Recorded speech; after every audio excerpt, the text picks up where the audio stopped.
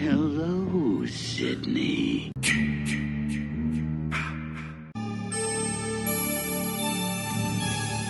From blocky graphics to brutal HD slashes, Jason Voorhees has carved his way into gaming history.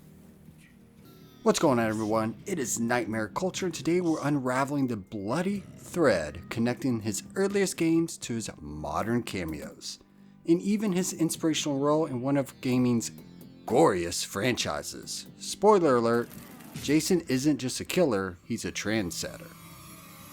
Before Jason's better-known NES debut in 1989, he first appeared in the wild world of 8-bit computers with 1985's Friday the 13th for the Commodore 64. This game was ambitious? Yeah, we'll go with that.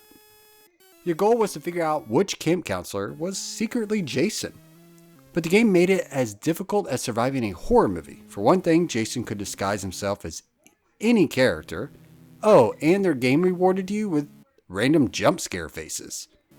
Because traumatizing players was apparently more fun than any coherent gameplay. That face haunted a generation of kids long before jump scares became trendy in gaming. Then came the 1989 NES Friday the 13th. While it had better graphics and an actual story, it shared one thing with its Commodore sibling. It was brutally hard and sometimes made no sense at all. Why are zombies wandering around Camp Crystal Lake? Who cares? Jason's punching people in a hockey mask. Easily one of my favorite Friday the 13th games. But Jason's influence was everywhere. So here's a fun fact. Jason Voorhees was more than just a gaming icon. He was a blueprint for another one. In 1988, Splatterhouse debuted in arcades featuring Rick, a buff guy wearing, what do you know, a hockey mask. It was basically Jason's trademark. The premise, Rick battled his way through hordes of monsters in a haunted mansion to save his girlfriend. It's basically Jason without the camp counselors. While Namco never officially said, yeah, we borrowed Jason's vibe, come on, that hockey mask and bloody rampage says it all.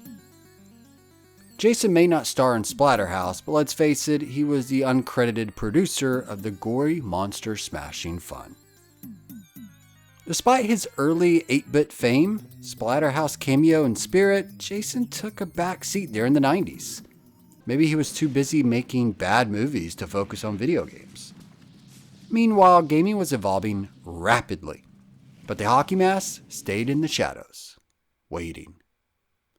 But Jason wasn't done slashing through the gaming world. In Mortal Kombat X, he entered the roster alongside Scorpion and Sub-Zero, fitting right in with his gory fatalities. And then there's Terrordome.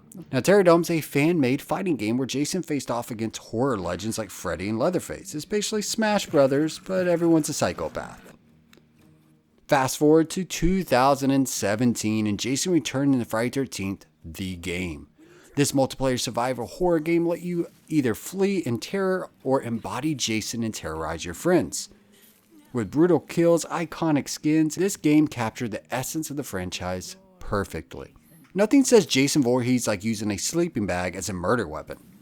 This game was everything fans wanted, even if it was plagued by legal battles and server issues that eventually killed it.